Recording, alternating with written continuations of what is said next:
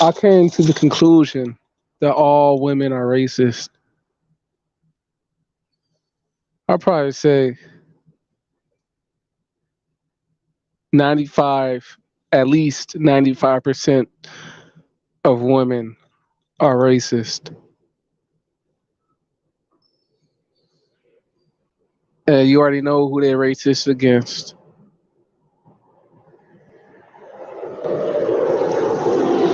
You already know I'm speaking about the American black man. 95%, at least 95% of these women out here are racist and have a prejudice against the American black man. I came to that conclusion. I always knew that it was most women, but as times go on, I'm starting to realize it's damn near virtually all women are racist. And even the ones who mess with black guys, even the women who mess with black guys, they're racist too. But there's like different levels of female racism towards black men. There's different levels. There's the women who are 100% straight up racist that won't fuck with any type of black guy.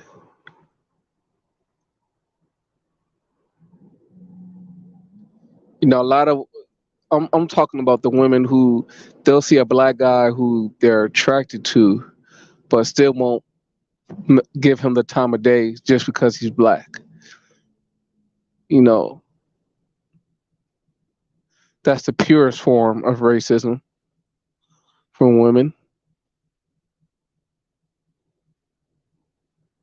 Then you have the racist women who are more low key with their racism towards black men. You know, they'll fuck with black guys they'll fuck with certain brothers. They'll mess with certain black men. But there's other types of black men who they'll have a prejudice against. See, those are the ones you got to watch out for. You know, a lot of basic minded people, they'll think, oh, just because a woman messes with black guys or dates a black guy, that means that she's not racist. Man, get that bullshit out of here. She's fucked with black guys. What do you mean? Her boyfriend's black. She's not racist. That don't mean shit. That just means she found a black guy who she can overlook her prejudice for. You know, she gave a couple black guys the Negro pass. She gave a couple black guys the Negro pass. That's all that means. And I noticed this. Right, there's certain black men who get this Negro pass. You know, me, I don't get the Negro pass. Certain black men do. Certain black men get a pass. There's something about them. There's something about certain black men, and it makes them not face as much racism and prejudice and adversity. Certain black men get a pass from their blackness, more of a pass. Me, I'm not that type of black man. Me, um, and there's a reason. You know, um, there's different types of black men. See, people try to put all black men in the same pot. Hell no, man. We're very diverse. Um, I'm I'm the type of black man who is representative of black manhood. I'm the prototypical American black man. You know, I'm 6'2", good looking, dark skin, masculine. Definitely still have a black man swagger about me. I walk like a black man. You know, I have a level of hipness to me. You know, I still have a hip hop swag, even though I'm not a street dude. My bone structure, everything about me screams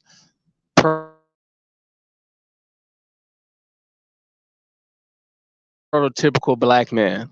You know, and the type of black man, when you first see me, that's the first thought that's going to come to your mind. As soon as you see me, you're going to be thinking, oh, that's a black guy. That's a black man.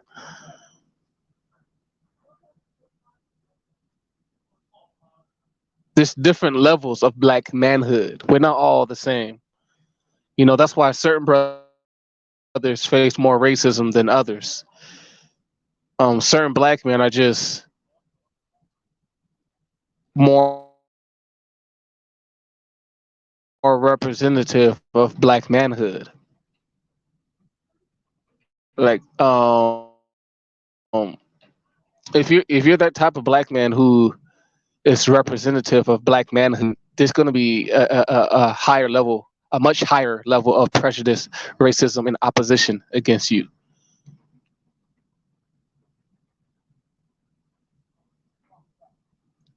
And it's not only because of skin tone. Skin tone is a factor. I'm not gonna lie, skin tone is a factor on how certain black men get treated in society.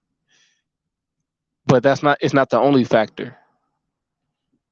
You know, it's also, besides skin tone, it's also your demeanor, you know, the type of masculinity you carry yourself with, you know, how you walk, the you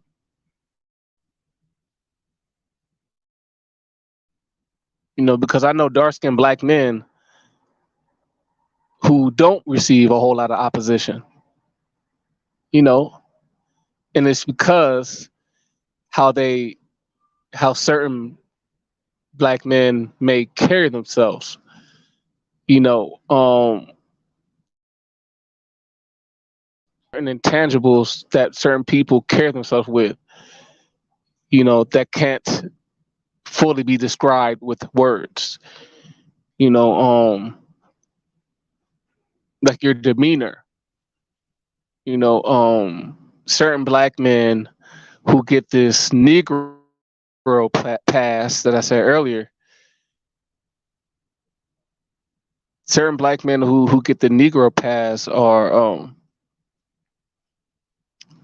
they have a non-threatening demeanor. And when I mean by non-threatening, I don't mean like, oh, non-threatening in a way like when people see that certain black man, that they won't think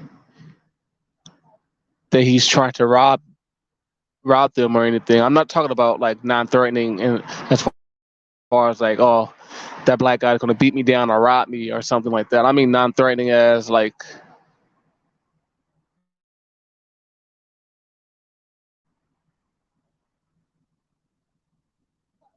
they're the type of black man who people don't feel threatened by their masculinity. You know, there's certain black men who don't have that prototypical black masculine aura about themselves. You know, and it causes them to be more acceptable in this society. You know, this society definitely has an issue with black men who are truly masculine in a black man type of way. You could be a black man and have the masculinity of a white man. You know,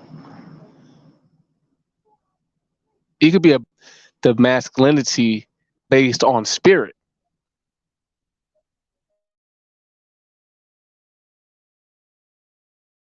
You know, black men and white men, for the most part, of masculinity because we're spiritually distinct. But there are some black men who have a white man's masculinity, which makes them less threatening. So they're going to face less problems. You know, if you're the type of black man who don't have the black masculine swag about yourself, then certain women might be more open to date you or give you the time of day because, oh, he's a black man who I can bring home to mom and dad. That's what a lot of women are thinking when they see that type of black man. Oh, he's not the stereotypical type of black man. I can bring him home to mom and dad. That's what a lot of women are thinking. So a lot of times women would choose up on that type of black man who gets a Negro pass because he doesn't have that black masculine swag. You know, that he doesn't come off as a stereotypical black man. So there's a less of a taboo if women choose him.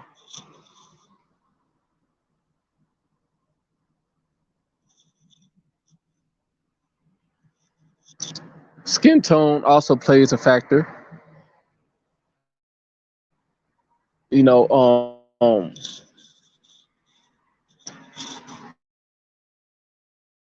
if you're a lighter skinned black man, in certain situations, women might be more open to date a lighter skinned brother because lighter skin is closer to white. You know, so some women might see the lighter skinned black man as being more socially acceptable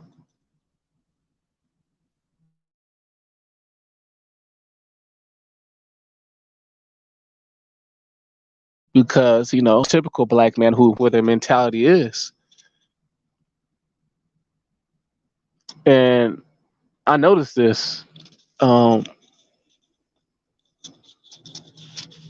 the last couple of years, but really very recently, I'm really starting to notice this. Whenever I see another race of woman with a black guy, a lot of times it's a light skinned black guy. It's a lot of times it's never a dark skinned black guy. When I see an interracial couple and it's a black guy, it's a lot of times it's a light skinned dude. And it's very interesting to me. And it's crazy. Like, even when a lot of women, when they choose black guys, it's still a racist element to it. A lot of these women, they on this tip like, oh, I'll mess with a black guy, but if I do mess with a black guy, he has to be a lighter skinned black guy, you know. So like they're being racist without being racist at the same time. It's a funny dynamic.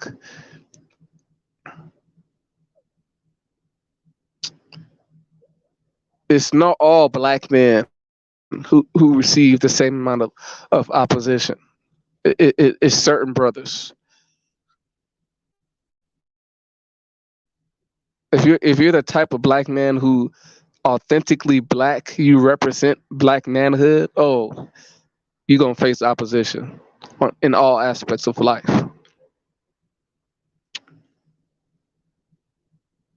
Then you have the lighter skinned brothers who there's different types of being light skinned. You know, there's the light skinned black men who are like the Chris Brown types. the Drake types, the Chris Brown types, those are the real light skinned dudes, right? Then you have the light skinned dudes who are like T.I., Anthony Davis. You know, T.I., Anthony Davis, they're light skinned. Derrick Rose, too. T.I., Anthony Davis, Derrick Rose, they're light skinned, but you don't perceive them as being a light skinned dude like how Chris Brown or Prince was, you know. T.I., his skin tone was light skinned, but his demeanor and his spirit is that of a dark skinned black man's, you know. So, like earlier, I just said earlier that it all boils down to spirit.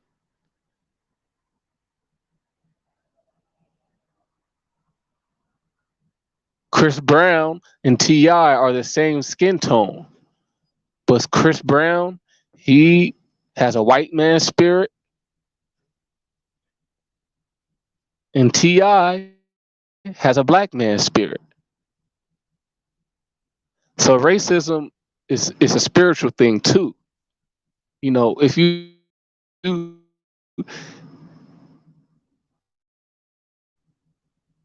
let's say T.I. and Chris Brown are trying to get women, right? Chris Brown would probably get more women than T.I. because there's a lot of racist women who have a racist spirit. And if you're Chris Brown, to go around Chris Brown because Chris Brown has a white man spirit.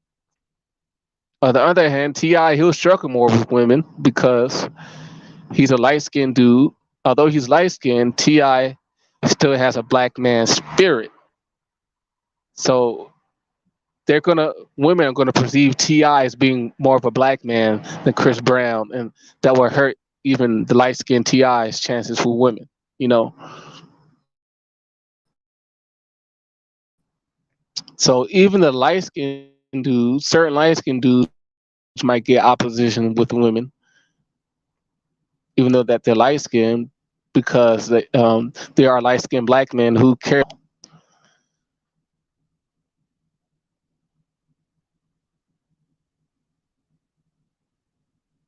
These black dating coaches don't be telling y'all the real deal. These black dating coaches do not be telling y'all the real deal about what's really going on out here regarding black men in this dating and sexual market.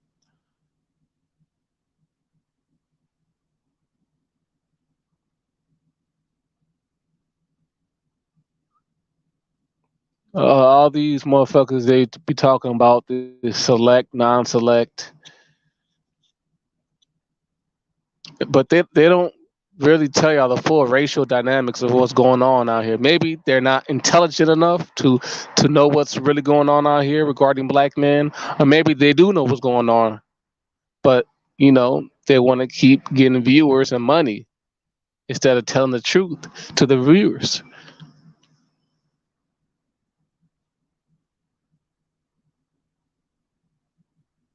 A lot of these dating coaches, they'll say, if you're good looking, then you're select. If you're not good looking, then you're non-select.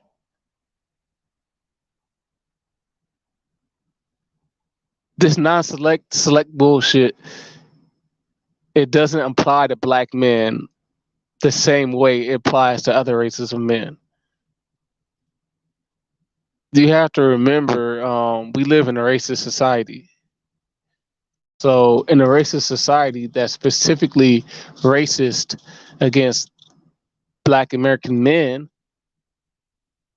we have a different treatment as black American men as any other group of men has. You know, you have to understand that in this racist American society, it's built and designed to restrict black men. This racist society is built upon restricting black men and making it difficult for black men to do whatever in life. You know, this society is set up, so a black man has a harder time getting a job. Black men are more likely to be unemployed. Black men are less likely. It's harder for black men to get a financial loan. So, like, this whole society is built upon restricting black men. And it's the same logic that goes into the dating scene. The whole dating scene is racist, and the whole dating scene is built upon restricting black men and making it so difficult for black men to get women. That's how it's built. That's how the dating scene is. So, for example, if I'm a racist white father and I don't want my daughters to date black guys, what type of black men am I going to train my daughters to stay away from if I don't want my daughters to mess with black guys? If I don't want my daughter to mess with black guys, I'm going to train my daughters to stay away from the black men who I would think would have the most chance of getting with my white daughters, right? I'm not going to train, if I'm a racist white father, I'm not going to train my daughters to stay away from the black guys who I don't think my daughter would want in the first place. I'm not going to train my white daughters to stay away from them lame black men, the black men who people perceive as being less attractive. Those are not the shorter black men, the black men who are less masculine. If I already assume that the black men who are shorter, less masculine, and are supposedly less attractive, I already know those are not the types of black men who my white daughters are naturally attracted to. So I'm not going to waste my time as a racist white father to tell my white daughters to avoid the lesser attractive black men, because those are not the type of black men who my white daughters are attracted to in the first place.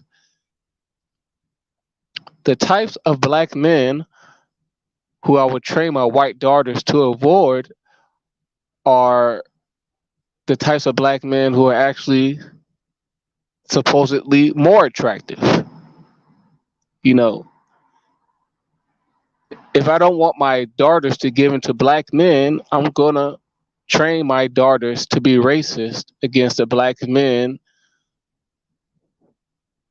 who my daughters would naturally want to give in more. And I'm talking about the masculine black men, the black men who are over 6 foot, the alpha brothers. Those are the type of black men who women naturally want to sleep with. But since I'm a racist white father and I don't want my daughters to mess with black guys, I'm going to train my daughters to have a level of racism towards the black men who are naturally more desirable.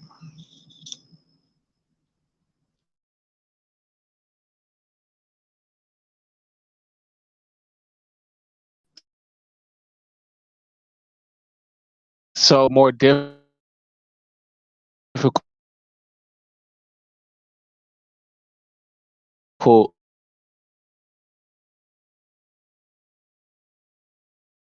for black men who are more fuck with. Men who are naturally desirable, those are the types of black men who could sleep with these women. So these other races of men, they got to train all their women to avoid the black men who are truly desirable. And these black dating coaches don't speak about any of these dynamics. They just talk about, oh, you got to get game. You gotta improve your appearance. It's because you non-select. You non-select. That means women don't find you attractive because you non-select. You non-select. That's not always the case, man. We live in a racist society. You know, I don't know if a lot of black men truly understand what's going on. These women are being taught to avoid black men in general, but it's a specific type of black man that this society trains women to avoid. You know, if you're a quality black man, a lot of women will stray away from you because you're the type of black man who their parents and their culture said, he's a threat. His masculinity is a threat. Hey, avoid that type of black man. The tall black man who's masculine, who's attractive. Hey, avoid that black man unless he has a whole lot of money. And that's how the game is. It's very racist out here, extremely racist. And these black dating coaches would never really tell you the real deal. But all right, you guys, peace.